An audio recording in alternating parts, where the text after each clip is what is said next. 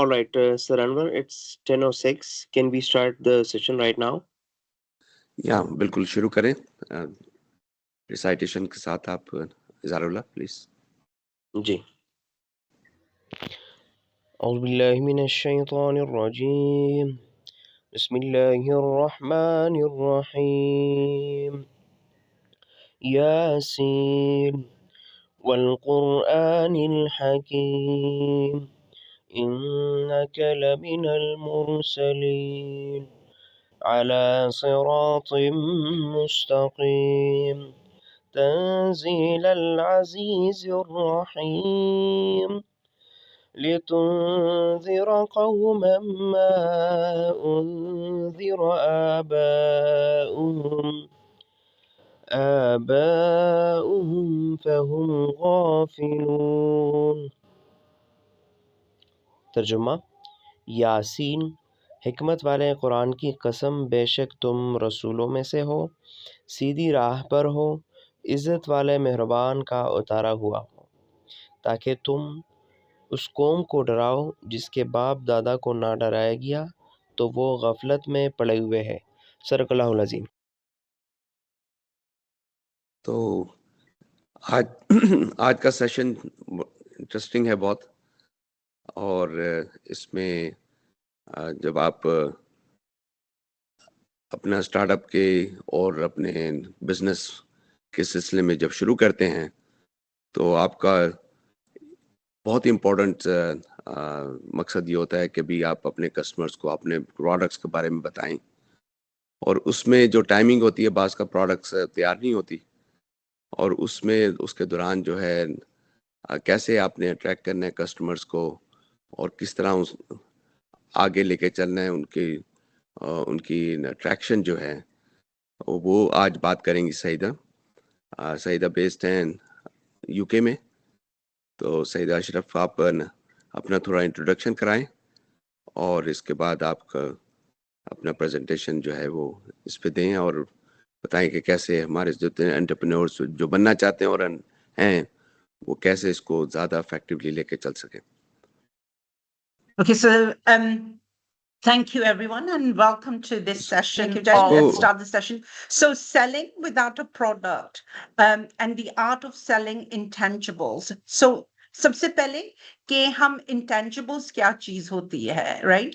So in intangibles वो चीज होती है जो कि often हम उसको छू नहीं सकते और हम उसको देख नहीं सकते। तो ये ऑफ्टन एक आइडिया होता है हमारे जहन में कि अगर हम जैसे कि मार्केट एक्सप्लोर कर रहे हो और हमें कोई प्रॉब्लम नजर आ रही हो मार्केट में तो आप बहुत सी चीजें होती हैं कि आप जब सोसाइटी में मूव अराउंड हो रहे होते हैं तो आपको लगता है कि आप अपने रोजमर्रा की जिंदगी में जब जा रहे होते हैं तो बहुत सी प्रॉब्लम्स आती हैं तो आप सोचते हैं यार अगर मैं इसकी आइडिया को मैं इसको बिजनेस में बना लूं तो वो जो है एक अच्छी बिजनेस एक अच्छा कारोबार बन सकता है। तो उस स्टेज पे वो जो आइडिया आपके जहन में होती है उसको इंटेंजिबल कहते हैं। तो आज का सेशन जो रियली इट्स कि हम इस टाइप की आइडियाज को किस तरीके से और लोगों को सेल कर सकते हैं, राइट? क्योंकि आपके हाथ में उस वक्त कुछ नहीं है। सो थोड़ा सा मैं अपने बारे में बताऊं। जैसे कि आपको पता है मेरा नाम सईदा अशरफ है। मैं अपने आप को एक सोशल एंटरप्रेन्योर कहती हूँ, समझती हूँ और उसकी मेन वजह यह है कि मैं उन प्रोजेक्ट्स में काम करती हूँ जिससे जनरली सोसाइटी को और सोशल इश्यूज को जो प्रोजेक्ट्स टैकल करते हूँ। मेरा बैकग्राउंड जो है almost 25 years of business experience in अलग अलग वर्टिकल्स में। सो केटरिंग में, हॉस्पिटैलिटी में 10-12 साल का एक्सपीरियंस है। ब्यूटी इंडस्ट्री में 10 साल का एक्सपीरियंस है। I've worked with some of the top brands in the beauty industry. Estee Lauder जो है कॉस्मेटिक्स के हवाले से और स्किन केयर के हवाले से वो पूरी दुनिया पे आप लोग जानते हैं छाया हुआ है। उसकी अम्ब्रेला में brands like MAC, Bobbi Brown, Clinique, Crème de la Mer, all of these top brands I've worked with them from not just selling the product, but actually helping them in the marketing domain. So एक ये vertical हो गया. Most recently, beauty industry में जो है, I was part of the team that launched 3D Lifestyle. I think आप लोग में से जानते होंगे. हमने ये ब्रांड लेकर आए थे पाकिस्तान में in 2017, and by the time at the end of 2018 and beginning of 2019, so itne kam arse mein, almost 18 months में हमने 26 branches all over पाकिस्तान खोली थी, जिसमें कराची, इस्लामाबाद और लाहौर और पिंडी, मुल्तान शामिल था. So have a vast experience, and again from grounds upwards, शुरू से बिल्कुल आइडिया को कंसीव करना, उसको बिजनेस प्लान में डेवलप करना, और फिर उस प्लान को लेके मार्केट में उतरना, शेयर होल्डर्स को वो प्लान प्रेजेंट करना, और शेयर होल्डर्स को ऑन बोर्ड करना, इन्वेस्टमेंट लेकर आनी. सो from the idea conceptualization point to execution right at the end. I'm also a trainer. I'm a mentor, I'm a speaker, and of course, I'm a philanthropist. I invest in projects, जैसे कि मैंने कहा कि social projects जो होते हैं, I invest in them. So आज का agenda जो है, हम ये देखेंगे कि how can we sell without a product, और इसका मतलब क्या है? मतलब ये, what is this all about? Selling a product, idea based पे, how can we do that? Second part, we'll be looking at the solution and not the product. We'll be looking at who you are, right? Who you're selling to, I beg your pardon. कि आपकी audience कौन है, segment क्या है, relationship building, effective communication, overcoming objections, and the core components of selling without a product. Okay, so just to tell you a little bit more about what does it mean to sell a product, right? So often ये होता है कि जैसे कि मैं पहले भी कह रही थी कि आपके जहन में आप एक प्रॉब्लम देखते हैं सोसाइटी में, मार्केट में, एक इंडस्ट्री में, एक सेगमेंट में, और आप उस आइडिया के बारे में सोचते हैं, आपको वो प्रॉब्लम नजर आ रही होती है, और कुछ हद तक आपको उसका सोल्यूशन भी पता होता है. कभी कभार ऐसा होता है कि आपको पूरा सोल्यूशन नहीं पता होता, लेकिन बेसिक आइडिया आपके जहन में होती है कि यार मैं इस प्रॉब्लम को सॉल्व कर सकता हूं या कर सकती हूं, और इसको एक बिजनेस की सूरत में हम इसको वो कर सकते हैं, डेवलप कर सकते हैं. तो सबसे मेन चीज जो है, आइडियाज जो होते हैं, उनको सेल कैसे करना है. आइडिया से हटके आपकी सर्विसेज भी होती हैं, जैसे कि अगर आप एक कोच हैं तो आप किसी को, आप मेंटोर हैं, जैसे कि मैं कोच हूं, मेंटोर हूं, मैं कैसे किसी को कन्विंस करूंगी कि I am a good coach, right? किस तरीके से वो चीज, क्योंकि आप उसको छू नहीं सकते, आप उसको देख नहीं सकते, सिवाय जब तक मेरे साथ आपका राब्ता ना हो. तो again it's the same kind of a thing. आपकी पर्सनल स्किल हो, डिजिटल स्किल्स हो, या कोई आर्ट फॉर्म स्किल्स हो, जब तक आप उसको उसका कोई प्रोडक्ट नहीं होता, ऑफ्टन ऐसा होता है, वेल आर्ट में तो सर्टनली होता है, लेकिन स्किल्स वगैरह में जब तक आप उसको लोगों को बताएंगे नहीं, or your area of expertise. So this is one of the biggest things that जिस एरिया में आपको often you start selling without having any tangible thing in your hand. ठीक है, इसका सबसे बड़ा जो कंपोनेंट है वो है relationship building, and it's about trust, right? And building a foundation on trust. क्योंकि आपका प्रोडक्ट देख नहीं सकते, जिस तरीके का आप इमेजिन करें कि आपका मोबाइल फोन है, उसमें कोई ऐप है, राइट? तो अभी वो आइडिया जहन में ही है आपके, वो क्रिएटेड नहीं हुई है, लोगों ने इस्तेमाल नहीं किया है, तो आप किस तरीके से लोग आप पे भरोसा करेंगे कि हाँ वाकई में ये जो चीज है ये एक टैंजिबल बिजनेस बन सकती है.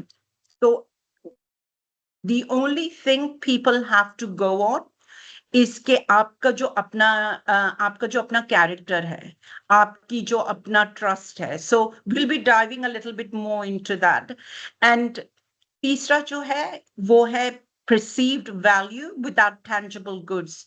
So when we talk about perceived value, this is more about कि आपकी विजन क्या है और आप कितने अच्छे तरीके से अपनी विजन को अपने ऑडियंस के साथ कम्युनिकेट कर सकते हैं. ओके, सो ये 3 एरियाज हैं जो कि हम आज फोकस करेंगे.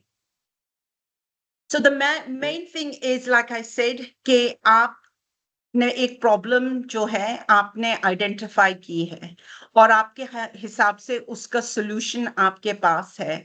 सो आपको अपने आप से सबसे पहले ये सवाल करना है कि ये जो प्रॉब्लम है ये मैं कौन सी प्रॉब्लम सॉल्व करना चाह रहा हूँ, राइट? सो जैसे I am a coach, I am a mentor, तो मैं लोगों की आदतें बदलती हूँ, ट्रांसफॉर्मेशन, राइट? कि अगर आपके बैड हैबिट्स हैं, अगर आप मोटिवेटेड नहीं हैं अपनी बिजनेस में, या आपके अंदर वो डिसिप्लिन नहीं है, इन चीजों को, ये सब चीजें दिखती नहीं है, ये सब इंटेंजिबल है, राइट? लेकिन इसको मैं कस्टमर को सेल कैसे करूंगी? तो एक्चुअली जो ट्रांसफॉर्मेशन है वो जो आप शुरू में आप जो आपका लाइफस्टाइल है या आप हैं एज अ कैरेक्टर, उसको बदलने में जो ट्रांसफॉर्मेशन है मैं एक्चुअली वो बेच रही हूँ. तो इट्स रियली इम्पोर्टेंट कि आपको पूरी क्लैरिटी हो कि आप कौन सी प्रॉब्लम सॉल्व कर रहे हैं. अगर कोचिंग का एग्जाम्पल थोड़ा सा इट्स डिफिकल्ट टू कॉम्प्रीहेंड. सो जैसे कि आप इमेजिन करें कि मैं एक बिजनेस पर्सन हूँ और मुझे अपना लैपटॉप हर जगह अपने साथ ले जाना बहुत प्रॉब्लम होती है, उसको कैरी करना. मैं दिन में 4 से 5 वेन्यूज जगहों पे मीटिंग में जाती हूँ. अब आज के मॉडर्न डे एज में क्या किया है कि आपने अपने स्मार्टफोन पे आपको वो ईमेल्स मिल जाते हैं थ्रू माइक्रोसॉफ्ट और गूगल का जो भी ऐप होगा वो आप अपने फोन पे डाउनलोड करें, तो आप ऑन द गो अपने ईमेल्स चेक कर सकते हैं. तो मुझे अपना लैपटॉप हर जगह अपने साथ ले जाने की जरूरत नहीं है. सो मेरे लिए आपने एक मेन मसला हल कर दिया है, राइट?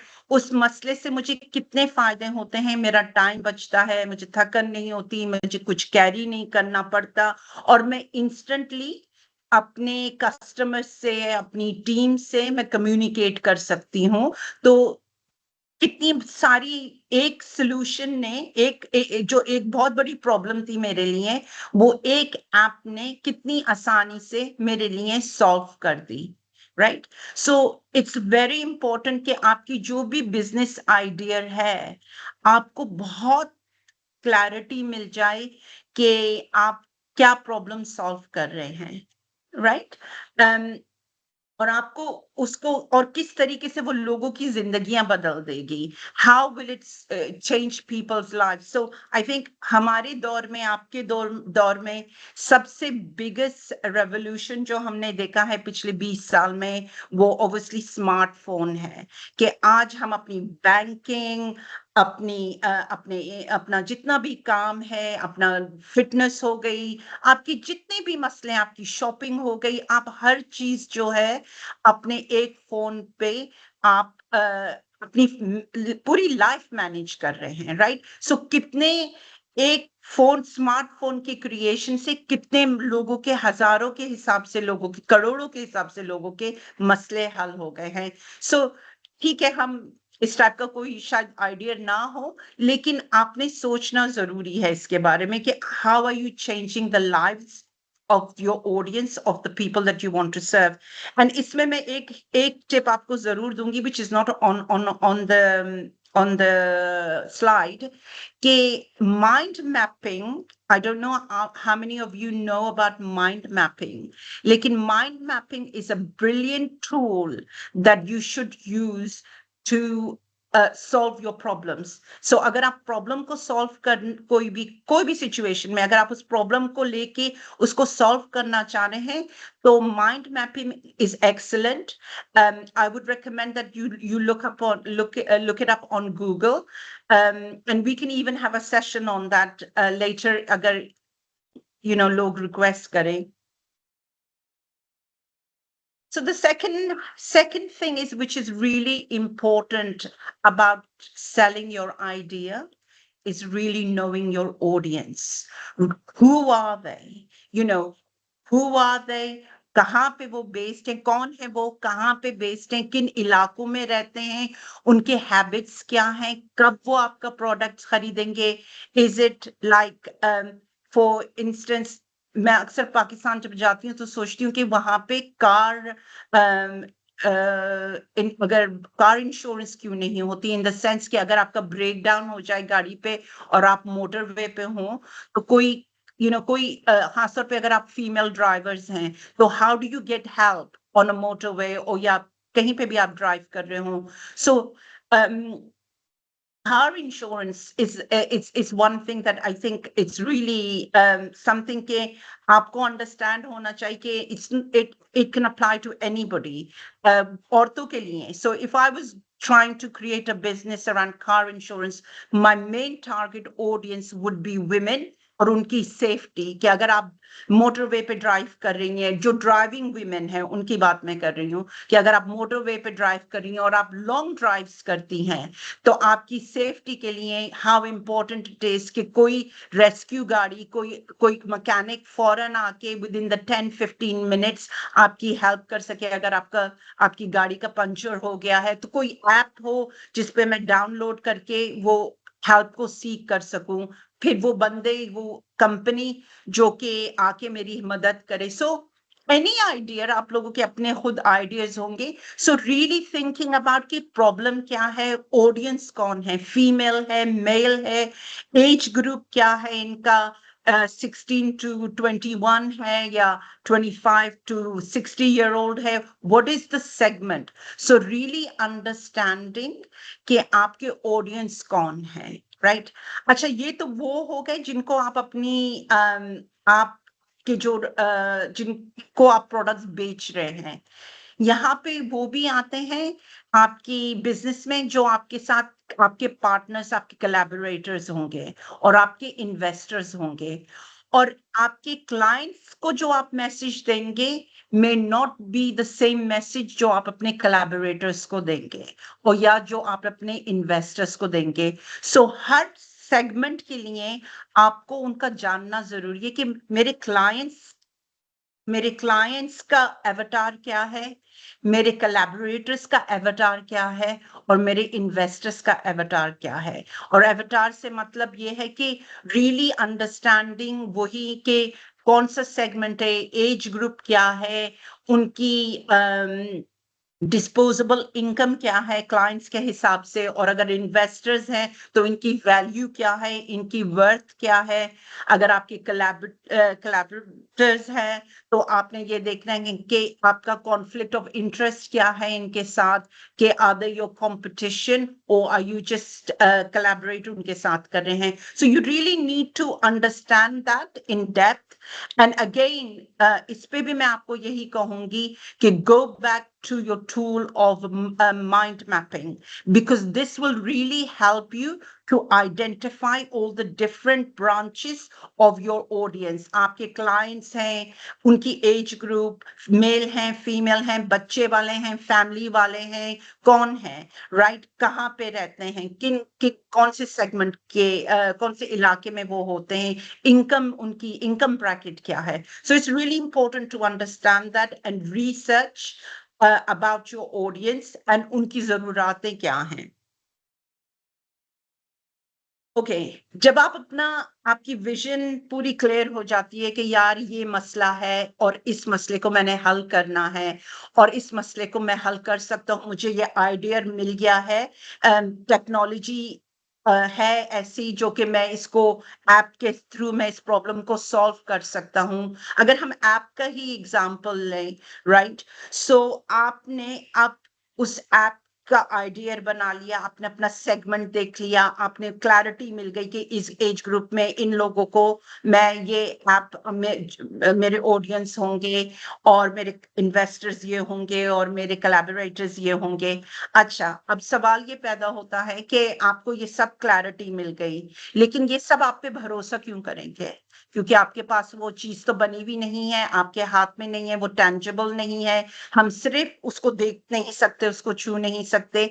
तो उनके पास सिर्फ एक चीज है इन सारी चीजों को आपकी इस बिजनेस को में इन्वेस्ट करने को, और वो है आपका अपना रेपुटेशन, आपका कैरेक्टर, कि आप किस तरीके से अपने आप को, आपकी जो पर्सनल ब्रांडिंग है वो कितनी स्ट्रांग है, कि क्या आप वो बंदे हैं जो कि आप कहते हैं उसको फॉलो अप करते हैं, फॉलो थ्रू करते हैं, या आप सिर्फ ब्लफ देते हैं कि ठीक है आपके पास एक अच्छी आइडिया आ तो गई, राइट, और आपने 10 लोगों से 20 लोगों से डिस्कस भी कर ली, पर क्या आपका कैरेक्टर ऐसा है कि उस आइडिया को सी थ्रू करे? क्या आपके अंदर वो रिसोर्सेज हैं जो एक सेल्फ लीडरशिप के होते हैं? और यहाँ पे आई वुड से कि सेल्फ लीडरशिप जो है बहुत जरूरी होती है, कि आप अपने आप को एज अ लीडर प्रेजेंट कर सकें, आप अपने अपने क्लाइंट्स को, अपने इन्वेस्टर्स को, अपने पार्टनर्स को, जितने भी स्टेक होल्डर्स हैं, उनको ये शो कर सकें कि वो आपका भरोसा कर सकते हैं। और खास तौर पे आपके जो क्लाइंट्स हैं उनके लिए आपका अगर without trusting them, trusting you, वो किस तरीके से आपका प्रोडक्ट खरीदेंगे? और खासतौर पे इन्वेस्टर्स वो अपना पैसा आपके साथ क्यों लगाएंगे अगर आपकी क्रेडिबिलिटी नहीं है? सो इट्स रियली इम्पोर्टेंट कि आप अपना किरदार मेंटेन करें, ऑल्सो आप अपने आप को एक लीडर की तहत लेके चलें, एंड ऑल्सो उस एरिया में, जिस एरिया में, जिस इंडस्ट्री में आप ऑपरेट कर रहे हैं, जिस सेगमेंट में आप अपना बिजनेस को लॉन्च करना चाह रहे हैं, राइट, उसकी आप एक्सपर्टीज, उसके बारे में आपको पता है, ना कि सिर्फ सुना सुनाया नहीं है, बट यू रियली अंडरस्टैंड अपना उस इंडस्ट्री का जो पूरा फंक्शन है, ऑपरेशन है, उसकी, उस इंडस्ट्री की जो प्रॉब्लम्स हैं, उस इंडस्ट्रीज के जो पोटेंशियल सॉल्यूशंस हैं, आपके कंपेटिटर्स कौन हैं उस जो उस सेगमेंट में, उस इंडस्ट्री में काम कर रहे हैं, really knowing all of that will add to your credibility, especially जब आप किसी इन्वेस्टर के पास जाएंगे अपनी बिजनेस को उसको टेंजिबल बनाने के लिए, उसको बिल्ड करने के लिए। तो आपको इंडस्ट्री नॉलेज अगर नहीं होगी तो आपके इन्वेस्टर्स आपके साथ नहीं इन्वेस्ट करेंगे, क्योंकि वो बोलेंगे इनको नहीं पता है। सो इट्स रियली इम्पोर्टेंट कि आप अपनी एक्सपर्टीज पे, अपनी स्किल्स पे, अपनी पर्सनालिटी पे, आप अपने word, your word is your bond kind of a thing, कि आप अपना भरोसा इन सब लोगों के साथ क्रिएट करें। दे से कि your reputation arrives before you get anywhere. So आपका जो रेपुटेशन है वो आपसे पहले पहुंच जाता है। अगर आप किसी महफिल में जाएंगे तो उस महफिल में पहले से चर्चा हो जाएगा कि ये बंदा यहाँ पे आने वाला है। तो वो रेपुटेशन आपका जो है वो बहुत इंपॉर्टेंट है। So I would really, I can't emphasize enough कि ये इस stage of your business is so important, क्योंकि आपकी credibility पे ही आगे business चल तो सकती है। इस पे बिल्कुल मैं इस पे फर्दर स्ट्रेस करूंगा कि भी एक तो ये आपने बिल्कुल सही कहा, सही था कि डोमेन नॉलेज, एक्सपीरियंस आपका शेयर करें अपने कस्टमर के साथ या इन्वेस्टर के साथ। दूसरा जो है वो, जब आप स्टोरी टेलिंग कर रहे हैं, जब आप वैल्यू, आप पेन आइडेंटिफाई कर रहे हैं कि आप कैसे समझते हैं उनका पेन है, जो भी प्रॉब्लम सॉल्व करना चाह रहे हैं, और कैसे आपने सोल्यूशन उसका जो है वो क्रिएट कर रहे हैं, उसके दौरान जो है ना आपने सब चीज़ें सच्चाई पे रखनी है। कहीं भी अगर आपने सच्चाई से ऑफ हुए और दूसरी साइड पे जो लिसनर जो है उसको महसूस हुआ कि अभी आप सच्चाई से हट गए हो, तो आपकी क्रेडिबिलिटी जो है ना वो अफेक्ट होगी बहुत बुरी तरीके से। फिर आपके यकीन करना बंद कर देंगे वो। तो ये बहुत ज़रूरी है कि आप कैसे अपनी क्रेडिबिलिटी को कायम रखें। ये सिर्फ उसी सेशन में नहीं बल्कि उस रिलेशनशिप में बहुत ज़्यादा ज़रूरी है बिजनेस में जो है। एब्सोल्युटली बहुत जरूरी है। एंड अगर आपके कोई मसले हैं बिजनेस में कि आप प्रॉब्लम्स फेस कर रहे हैं जो कि उस वक्त उसके सॉल्यूशंस आपके पास नहीं है या नहीं कर पा रहे, तो बी ऑनेस्ट। हम बिजनेस, कोई भी जो वैल्यूएबल और एक्सपीरियंस बिजनेसमैन होगा, उसको पता होगा कि आप इस प्रोसेस से गुजरेंगे, हम सब इस प्रोसेस से गुजरते हैं। लेकिन वो क्या चेक करेगा? वो आपकी क्रेडिबिलिटी चेक करेगा कि आप कितने ऑनेस्ट हैं उस चीज के बारे में, और आप कितना, आपको पता है कि ये चीज प्रॉब्लम है और आप उसका हल ढूंढ रहे हैं। जब ये बात उनको कम्युनिकेट कर देंगे ना कि वी एक्नॉलेज कि ये प्रॉब्लम है, हम इसको ओवरकम करना चाह रहे हैं, और इतने अरसे में या इतने वक्त में हम इसको ओवरकम कर देंगे, जब आप ये अश्योरेंस उनको दे देंगे ना, तो दे दे अगेन वही आती है कि वो आपकी क्रेडिबिलिटी पे, आप पे भरोसा करने लगेंगे। सो इट्स रियली इम्पोर्टेंट कि आप जो है इस चीज को समझें कि ये कितना जरूरी है अगर आपके पास कोई टेंजिबल प्रोडक्ट नहीं है। दूसरा ये है कि अगर रिमेंबर कि अगर आपको relationships over transactions, I think is also a very important part, कि शुरू में आप ना हमेशा याद रखिएगा कि अगर आपका एक कस्टमर चला गया ना, तो वो 10 लोगों को बताएगा, वो 10 लोगों को बताएगा कि ये बहुत बुरा प्रोडक्ट है, या ये बंदा बहुत बुरा है। लेकिन अगर उसका आपके साथ अच्छा एक्सपीरियंस होगा ना, तो यकीन कीजिए वो किसी को नहीं बताएगा, वो अपने तक ही रखेगा। आई डोंट नो ये ह्यूमन साइकोलॉजी है या ह्यूमन फितरत है, लेकिन हमारे साथ कुछ बुरा होता है ना, तो हम 10 लोगों को, 20 लोगों को, 40 लोगों को बताते हैं। लेकिन कुछ अच्छा होता है ना, तो हम, और वो भी किसी और की जात से, तो हम वो डिस्कस नहीं करते हैं। तो इट्स रियली इंपॉर्टेंट कि अगर कोई ट्रांजैक्शन आपका किसी के साथ आपने उनको लेट डाउन कर दिया है या वो सही नहीं हुआ है, तो try and maintain that relationship, के ना कि आप उस चीज को इग्नोर कर दें। मैं आपको एक एग्जांपल देती हूँ कि जब हमने 3D लॉन्च किया था, तो शुरू में हमें कुछ क्लाइंट्स थे जिनको हम वो ट्रीटमेंट के रिजल्ट्स नहीं दे पा रहे थे जो कि हम देना चाहते थे, और वो क्लाइंट्स डिसअपॉइंटेड हो रहे थे कि नहीं, आपके रिजल्ट्स वो चीज नहीं आ रही है। सो हमने एक बहुत पॉलिसी रखी हुई थी कि अगर आपको पहले उसमें सेक्शन में आप रिजल्ट्स नहीं दिख रहे हैं और हम गारंटी कर रहे हैं कि आपको रिजल्ट्स दिखेंगे, तो हम आपके या तो पूरे 100% पैसे वापस कर देंगे, या हम आपको 50% वापस कर देंगे। So this was a way of building that trust with our clients, कि हम आउटकम, अगर आपको जो आप चाह रहे हैं नहीं दे पा रहे, this is what we're going to refund your money. So these are things आप अपने बिजनेस में incorporate कर सकते हैं। Other things are like testimonials, आप और clients से testimonials ले लें, या और stakeholders से, industry experts से आप references ले सकते हैं अपना credibility बनाने के लिए। And be consistent. आपकी जो, again going back to your different stakeholders जो आपके बिजनेस में होंगे, कि आपके क्लाइंट्स होंगे, आपके इन्वेस्टर्स होंगे, आपके पार्टनर्स एंड कोलैबोरेटर्स होंगे,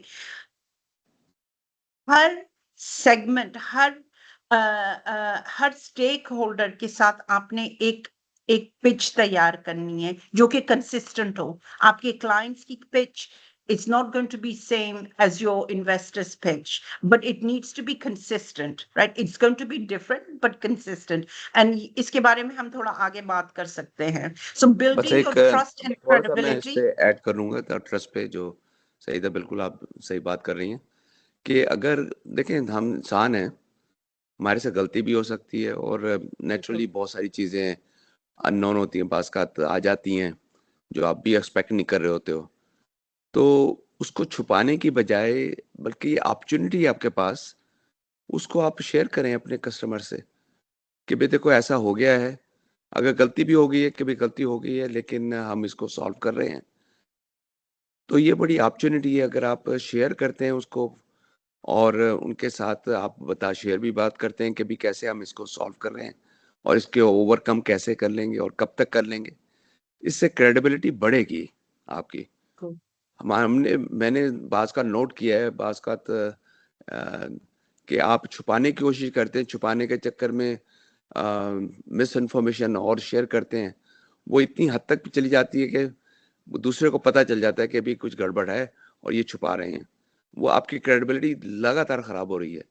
तो आप ये याद रखिए कि कभी भी कोई ऐसी बात हो जाए या आपके पास अपॉर्चुनिटी है क्रेडिबिलिटी बिल्ड करने की, कि आप उनके साथ शेयर करें कि भी मेरे से गलती हो गई है, या कोई शिपमेंट लेट हो गई है, या कोई प्रॉब्लम आ गया है, या कोई बग आ गया है वगैरह, जो भी है सॉफ्टवेयर में बग है, तो इस पे शेयर करके उसके बाद बताएं कि कैसे हम इसको सॉल्व कर रहे हैं, और हम कब तक आपको इसका सॉल्यूशन दे देंगे।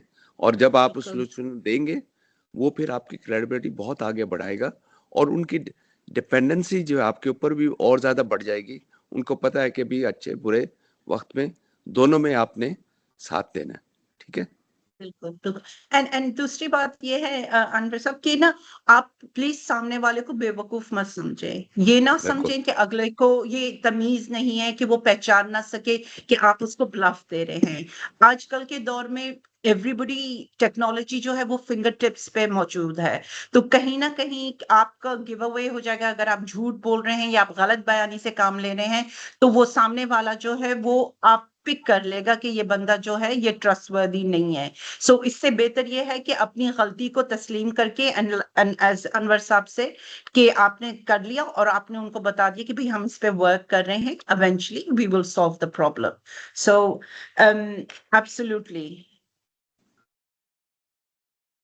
So the other thing is जो अनवर साहब पहले कह रहे थे कि having a story to tell, and I think it's so important, और यहीं पे आपकी integrity भी आ जाती है और यहीं पे trust build होता है कि जहां आप actually अपनी प्रॉब्लम्स इस प्रोडक्ट को बनाने में आप लोगों के साथ शेयर करते हैं, आप अपनी जर्नी शेयर करते हैं कि अगर यू नो अगर आपको प्रॉब्लम्स हो रही हैं अपना ब्रांड बनाने में, आपको प्रॉब्लम्स हो रही हैं आपका ऐप बनाने में, तो telling your clients about the problems you're having actually adds to your credibility. And it also makes a compelling story कि आपकी resilience कितनी है। Like एंटरप्रेन्योरशिप में जो एक बहुत बड़ी चीज है वो है रिजिलियंस, कि आप जो है प्रॉब्लम से घबराते नहीं हैं, right? You almost have an attitude of bring it on. मतलब आई हैड टू शुरू शुरू में मैं हमेशा जब भी हमने बिजनेस स्टार्ट की थी तो हमेशा मेरे जहन में ये होता था कि आई नो कि मैं एक मसले को हल करूंगी तो मेरे लिए दूसरा मसला खड़ा होगा। I knew that. इसी माइंडसेट से आपको बिजनेस को लेके चलना होता है कि अगर आज एक मसला आपने हल कर दिया है तो कल दूसरा होगा।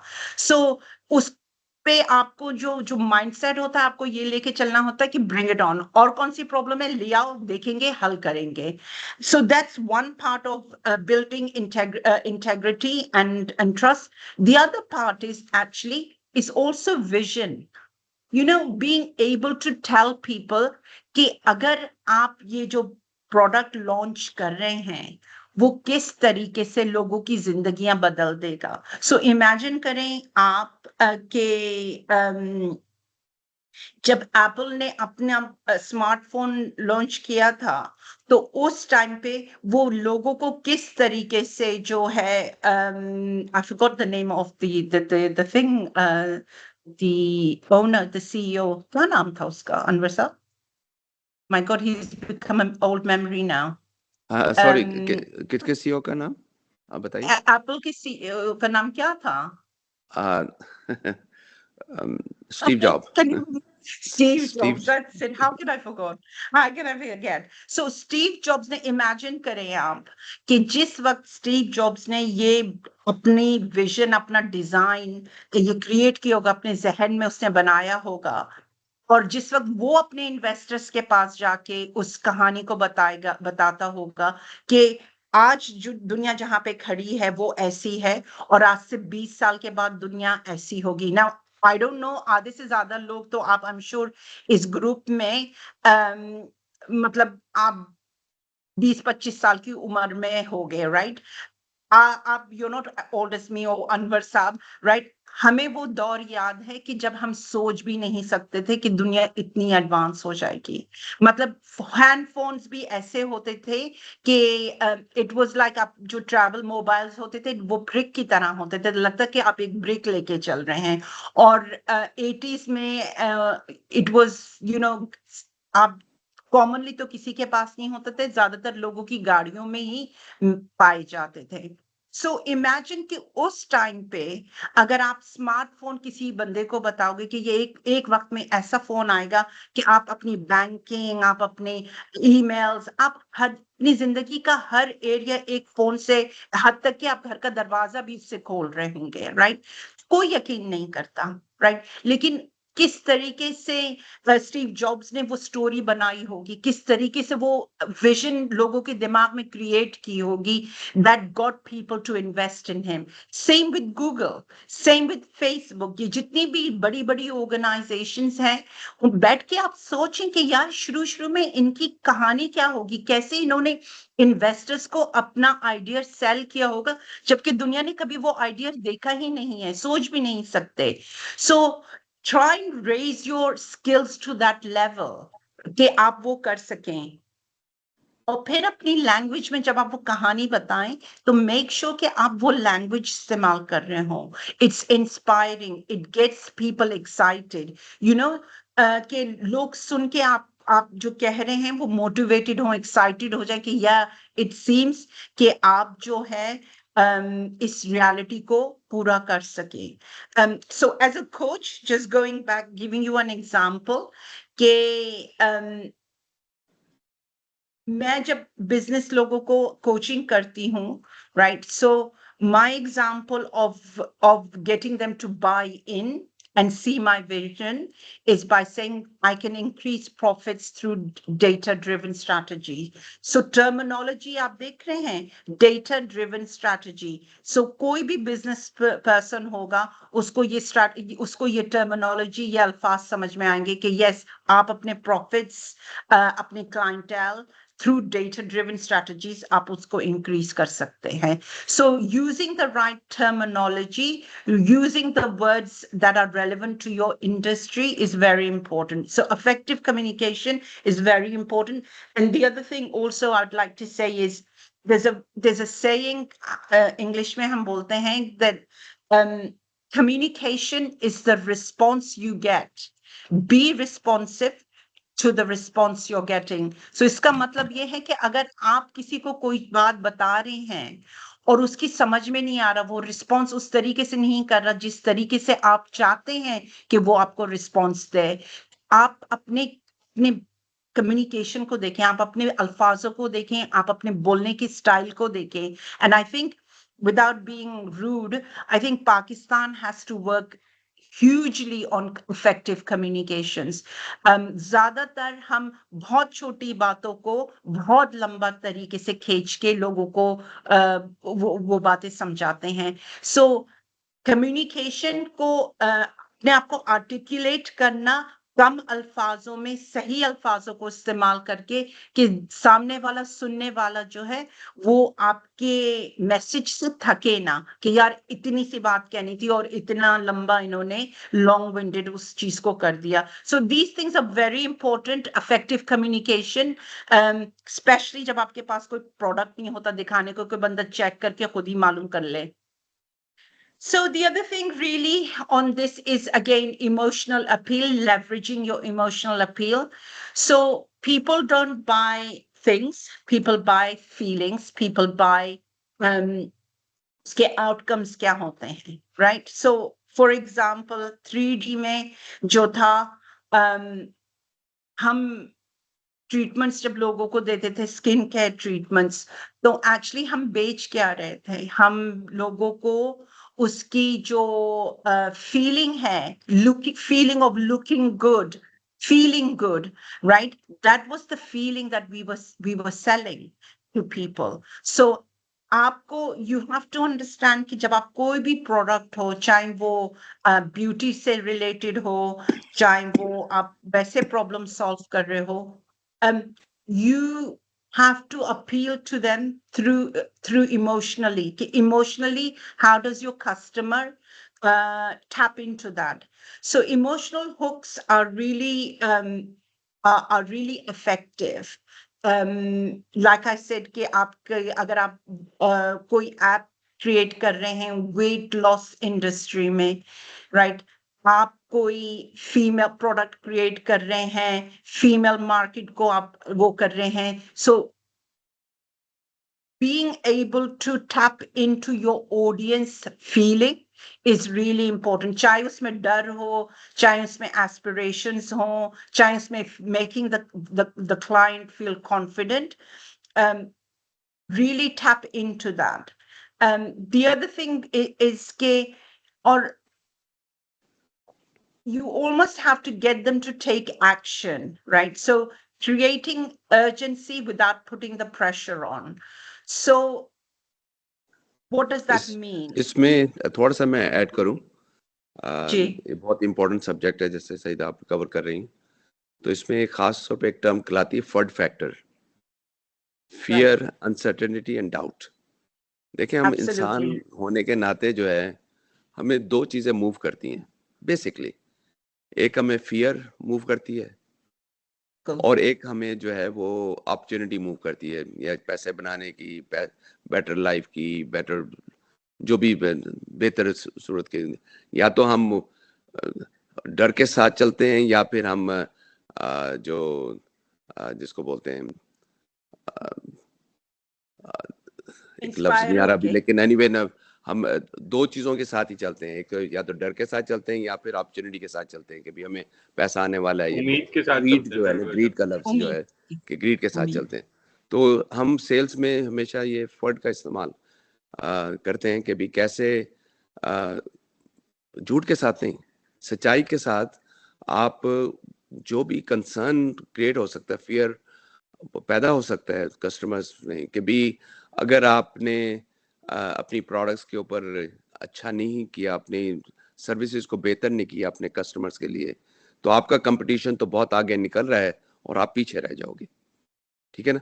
आप फियर कैप पैदा कर रहे हो कि भी सब सच्चाई के साथ कि भी अगर आपने अडॉप्ट नहीं किया टेक्नोलॉजी को, तो आप जो है वो आपका बिजनेस कम होता चला जाएगा, और आपका बिजनेस कम होता चला जाएगा, और आप फिर प्रॉफिटेबल नहीं रहोगे, वगैरह वगैरह जो भी है। कि भी आप एक सच्चाई के साथ उसको बता रहे हो कि भी अगर आपने ऐसा नहीं किया, आपने आपकी टाइप की जो प्रोडक्ट आप ऑफर कर रहे हो को अडॉप्ट नहीं किया, तो उनके साथ कोई गलत हो सकता है, जिसका कि बिजनेस कम हो सकता है। दूसरे साथ में यह है कि भी, हाँ बताइए।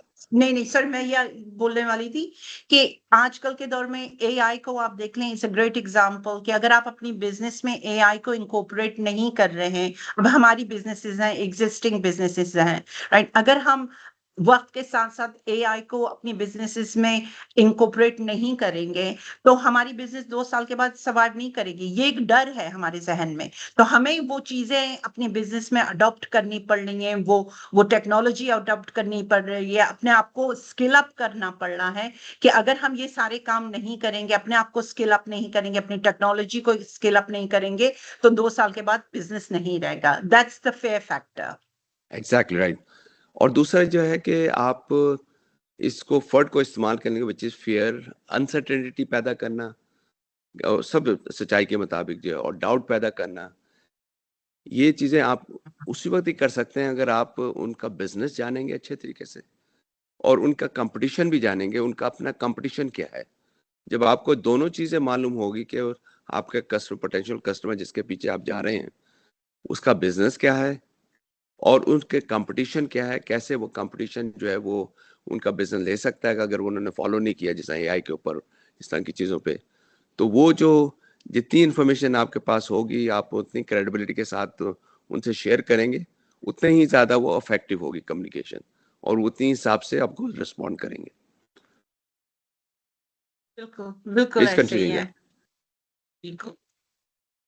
So how do you overcome objections? Main चीज ये है कि जब आपके पास कोई चीज tangible नहीं है और आप उस चीज को, आप अपने क्लाइंट्स को उस चीज को बेचना चाह रहे हो, या आप अपने इन्वेस्टर्स को उस चीज को सेल करना चाह रहे हो, so how do you overcome that? So I think this is one of the things कि ना बिजनेस में मैंने अच्छे बिजनेसमैन को देखा है कि जिनके अंदर सुनने की एबिलिटी नहीं होती, कि वो अपने क्लाइंट्स को सुनते नहीं है, and this is going back to exactly कि अभी जो अनवर साहब बात कर रहे थे, the fair factor, the opportunity factor, कि अगर आप अपने अंदर अपने क्लाइंट को सुनेंगे नहीं, अगर वो जैसे कि आप कुछ बेचना चाह रहे हो, वो ऑब्जेक्शन आपको देते हैं कि भाई नहीं नहीं हम नहीं ले सकते, this is too expensive, right? तो you have to develop that skill in yourself कि आप उस objections को सबसे पहले तो अपनी इंडस्ट्री के आइडेंटिफाई करें कि इस इंडस्ट्री में मुझे वो कौन से ऑब्जेक्शंस आएंगे. Is it too expensive? Is the quality not good enough? Is there too much? Is the market saturated? मतलब बहुत सारी इस टाइप की चीजें आपके सामने आएंगी जो कि आपका क्लाइंट या आपका कस्टमर या आपका इन्वेस्टर एज एन ऑब्जेक्शन आपको वो आपके सामने लाके रख देगा कि नहीं, it's too expensive, right? So how do you overcome that? How do you how do you convince कि नहीं आप इस चीज में इन्वेस्ट करें या आप ये प्रोडक्ट खरीदें? So really is to really understand the objections themselves and find the solutions to the objections. So for example, कि मैं कोई भी चीज, आप किसी भी चीज में आप इन्वेस्ट करें, जैसे कि हमने एग्जांपल लिया था कि मैं एक फीमेल हूँ जो कि रोज मोटरवे पे गाड़ी चलाती हूँ, राइट? अच्छा, अब कोई सेल्समैन आके मुझे बोलता है कि आप जो है इस ये इंश्योरेंस पॉलिसी आप निकाल लें, इस इंश्योरेंस पॉलिसी में आप कवर हो जाएंगी कि कभी आपका ब्रेकडाउन मोटरवे पे होता है तो आप आपको वो प्रॉब्लम नहीं होगी. मैं सोचूंगी नहीं यार, महीने के मुझे 10,000 रुपीस इसको देने पड़ेंगे, मैं क्यों दूं, राइट? मैं ऐसे ही गुजारा कर लूंगी. अब वो सेल्स पर्सन मुझे कैसे कन्विंस करेगा, राइट? वो सेल्स पर्सन ऐसे मुझे कन्विंस करेगा जबकि वो जानेगा कि मैं कहाँ पे काम करती हूँ, मेरा रोज का सफर कितना है, प्रोबेबिलिटी मोटरवे पे ब्रेक डाउन होने की कितनी है, क्या मैं अकेले ट्रैवल करती हूँ, क्या मैं बच्चों के साथ ट्रैवल करती हूँ, और साल में अगर मैं 1 या 2 दफा ब्रेक डाउन करती हूँ और मेरी गाड़ी का मॉडल क्या है और इस मॉडल को कितनी दफा लाइक्लीहुड है कि ये साल में ब्रेक डाउन करेगी. तो अगर मुझे ये सारी इंफॉर्मेशन अपने क्लाइंट के बारे में पता होगी तो मैं उस अपने क्लाइंट को कन्विंस कर सकूंगी कि नहीं, 10,000 साल के या महीने की कोई ज्यादा नहीं है. आप इमेजिन करें आप अकेले रात को ट्रैवल कर रही हो, आपके साथ बच्चे हो, खुदा ना खास्ता कुछ वो हो जाए, तो that rationale, overcoming that is what you need to know, और आपके पास इसका जवाब होना चाहिए. एंड the only way कि आप इसका जवाब ले सकते हैं जब आप अपने क्लाइंटेल को जानते हैं, जब आप उस मार्केट को जानते हैं, आप अपने सेगमेंट को जानते हैं. सो knowing your segment, again going back to के उस क्लाइंट को कन्विंस करना कि एक्चुअली ये एक इन्वेस्टमेंट है. It's an investment in your safety. It's an investment in your children's safety. तो suddenly वो 10,000 मुझे नहीं नजर आएंगे जो महीने से मेरे बैंक अकाउंट में जा रहे हैं, मुझे मेरी और मेरे बच्चों की सेफ्टी नजर आएगी कि नहीं यार, this is an investment in mine and my children's safety. And I being and if the sales person जो सेल कर रहा है, अगर उसके अंदर ये एबिलिटी है कि सिचुएशन को चेंज कर सके, उस ऑब्जेक्शन को, जो ऑब्जेक्शन मेरा था कि इट्स टू एक्सपेंसिव, उसको चेंज कर सके, तो then you are a good sales person and you are a good business person. So let's move swiftly ahead. So some of the key components of selling without a product, as we have spoken about, is highlighting the limited opportunities. कि उस area में कितनी limited opportunities हैं, showcasing के over time के value क्या है इसकी, कि आज सिर्फ उस चीज की value आज नहीं है but आने वाले वक्त में कितनी है और आने वाले वक्त में कितनी बढ़ जाएगी उस चीज की value. एंड ऑल्सो वो जो इमोशनल कनेक्शन है, जैसे कि अभी हमने इस एग्जांपल में देखा कि सेफ्टी, इमोशनल कनेक्शन, सेफ्टी का building that kind of a hook into your conversations, into your pitch, and then framing your opportunity कि ये limited है, you know, it's an opportunity, not a sale, you know. It's about capitalizing on an opportunity, ना कि ये सिर्फ एक transaction है. So I think I've said enough. Again, just to recap and some of the takeaways, if you're in your business, look at the problem. What is the problem that you're solving? Don't look at selling products.